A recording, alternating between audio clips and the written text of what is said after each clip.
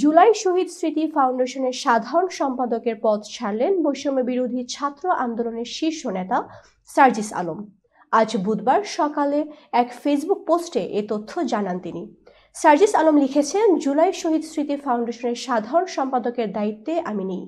এই ফাউন্ডেশনের গতি ত্বরান্বিত করার জন্য ফাউন্ডেশনের গঠনতন্ত্র, কাঠামো ও কাজের প্রক্রিয়াতে পরিবর্তন আনা হয়েছে। তিনি লিখেছেন, এখন থেকে এক্সিকিউটিভ কমিটি পুরো অফিসের সার্বিক বিষয় পরিচালনার দায়িত্ব পালন করবে। চিফ এক্সিকিউটিভ অফিসার সেখানে অফিসের প্রধান হিসেবে দায়িত্ব পালন করবেন। মীর মাহবুবুর রহমান স্নিগ্ধ বর্তমানে সিইও হিসেবে দায়িত্ব পালন করছেন। সার্জিস আলম লিখেছেন, গভর্নিং বডি ফাউন্ডেশনের পলিসি মেকিং এর কাজ করবে, যেখানে মাননীয় প্রধান উপদেষ্টা সহ 4 জন উপদেষ্টা রয়েছেন। সাধারণ সম্পাদক নামে কোনো পদ এখন নেই। তিনি লিখেছেন, এই ফাউন্ডেশন প্রথম আর্থিক সহযোগিতা শুরু করে 1 অক্টোবর, অফিস চালু হয় 15 অক্টোবর থেকে। আমি সাধারণ সম্পাদক হিসেবে দায়িত্ব গ্রহণ করেছি 21 অক্টোবর। 31 ডিসেম্বর পর্যন্ত প্রায় 2 মাস 10 দিন আমি দায়িত্ব পালন করি।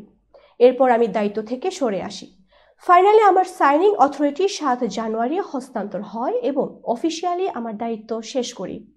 এই দায়িত্ব পালনকালে আমি ফাউন্ডেশন থেকে কোনো বেতন বা সম্মানই নেইনি।